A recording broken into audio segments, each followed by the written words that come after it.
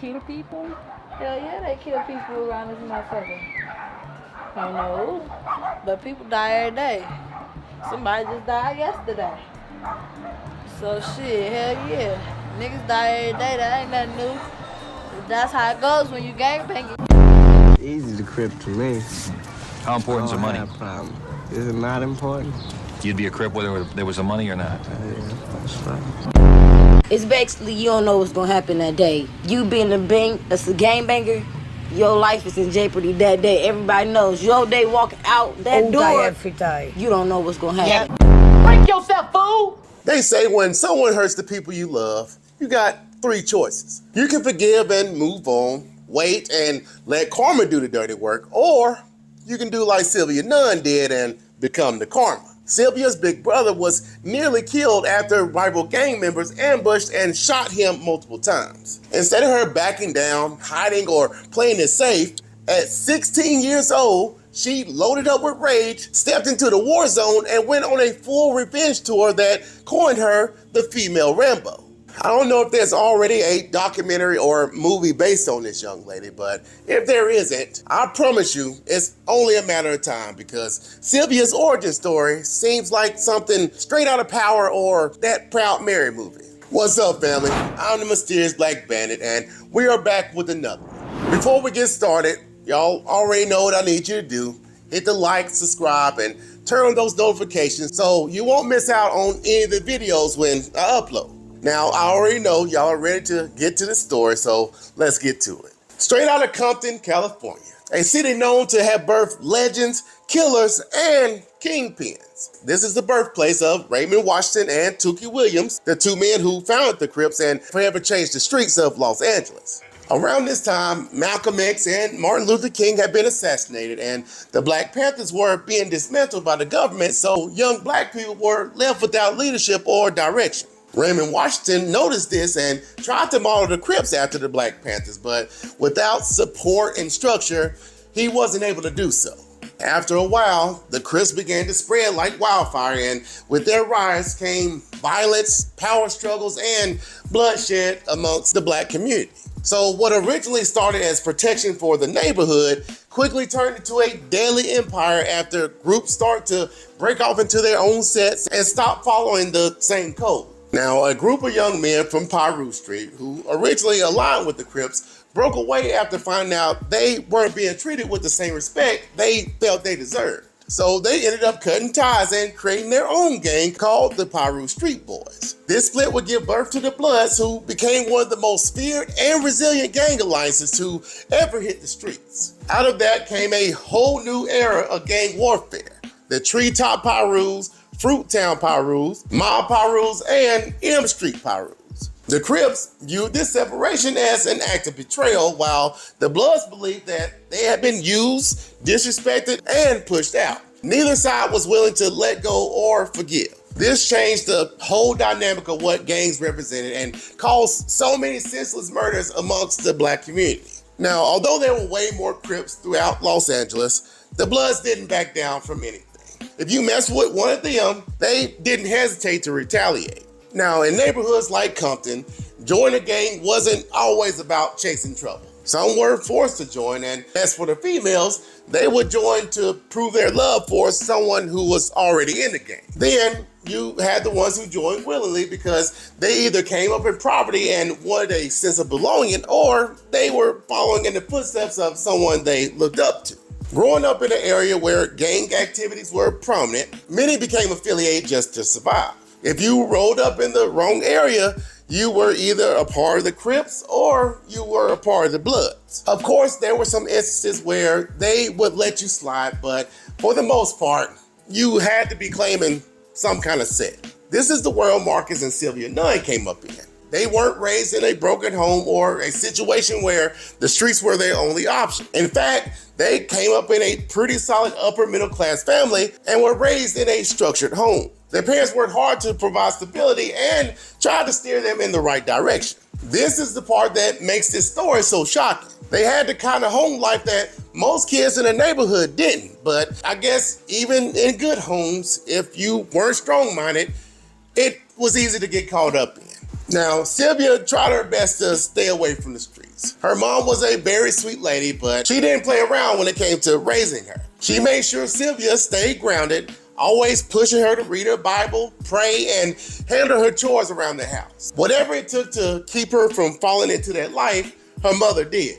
As for her father, William Nunn, he was a little tougher on her because he knew sooner or later she would need to know how to protect herself. He was a former professional boxer, so by the time she turned 10, he was training her how to fight and defend herself. He wanted to make sure his baby girl knew how to do any and everything from changing her own tire to shooting a gun. Now, their lives took a drastic turn when their father was convicted of drug possession in 1973. Sylvia started hanging out with the wrong people, and at a young age, she would be at these parties and her little self would have her father's revolver on her. Now, at the time, her brother Marcus jumped head first into that gang lifestyle. I don't know if it's still this way today, but back then, it was considered to be cool to be in a gang, and having people fear and respect you brought on a lot of female. Although Marcus was a teenager, he played a major role in shaping the identity and influence of Lueders Park Pirus in Compton, and before long, he was known across the city as Marcus China Dog Nunn, a young OG whose name carried a lot of respect. Now, Sylvia and her brother were very, very close. And even though he was this feared gang leader in the streets, to her, he was her role model and she wanted to be just like him.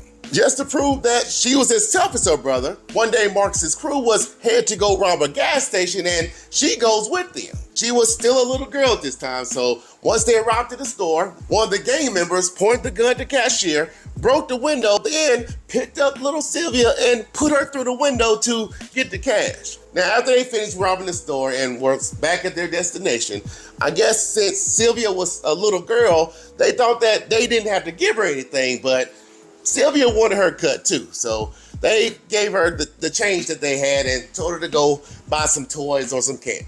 Now, at first, there weren't many female gang members, and most of the ones that were in the gang was in it because of their boyfriend, and they just used them when something went down. Sylvia, on the other hand, stood out from all the other females and wasn't to be messed with by anyone.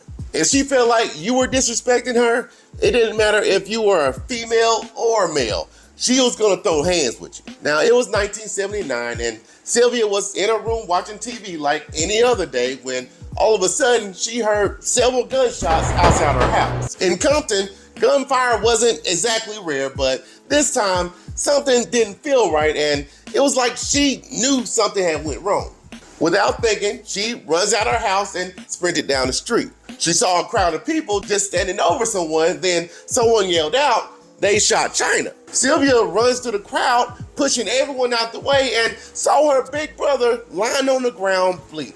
He had been ambushed and shot multiple times. Now, by the time the ambulance had made it, the streets were already talking and everyone knew it was the Crips who did it.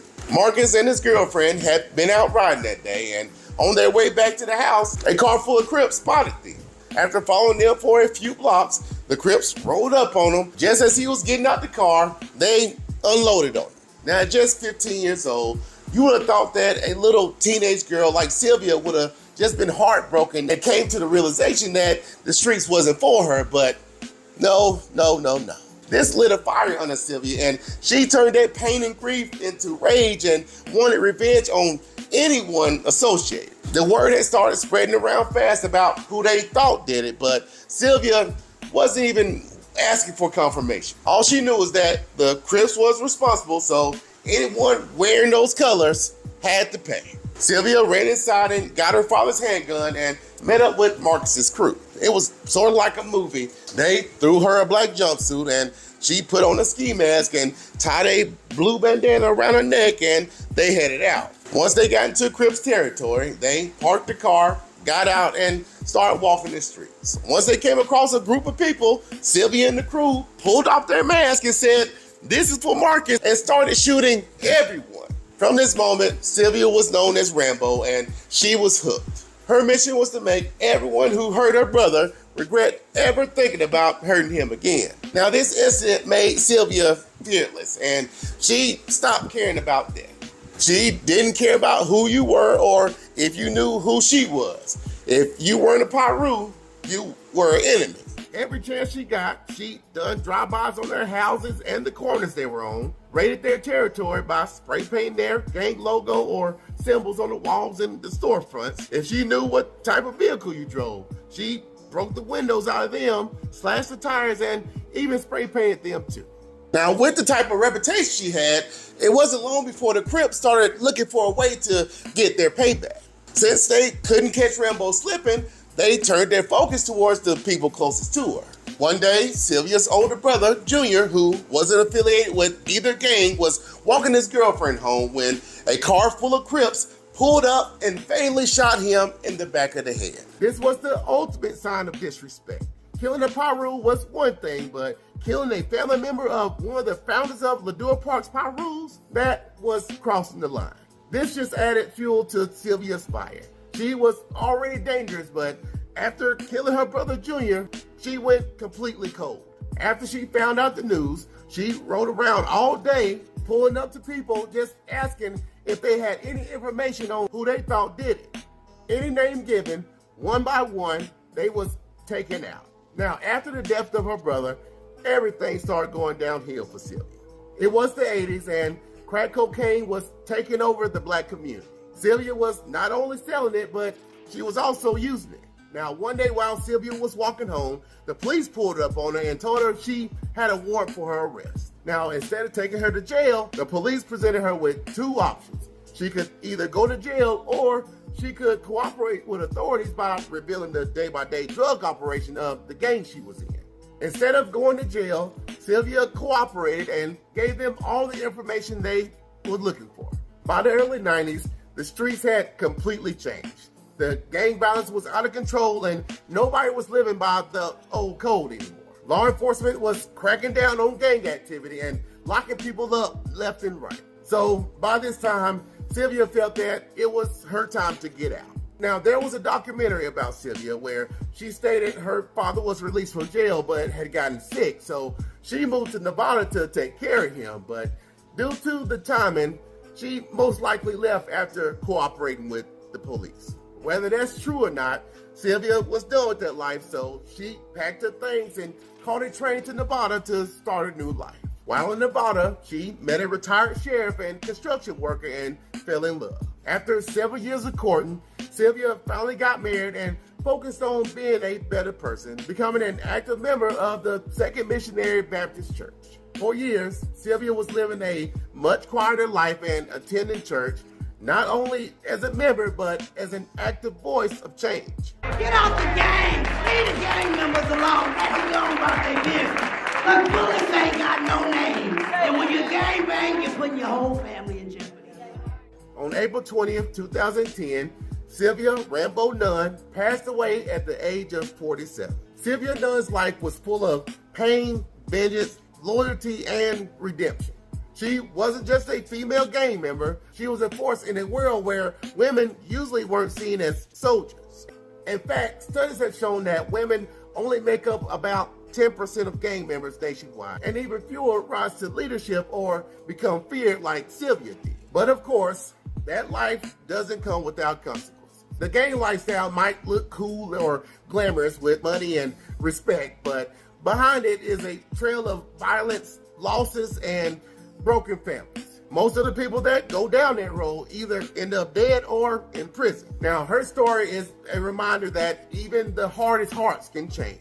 After Sylvia's death, her sister started a program called Sylvia Nunn's Angels. This organization aimed to reach young girls in the community, especially the ones drawn to gang or violence, in hopes of saving at least one from the pain that gang life would bring. All right, family, that will bring another one to an end. If you enjoyed this story, please make sure you hit that like, subscribe, and turn on those notifications. I hope you all have had a wonderful, wonderful day. And until next time, stay mysterious,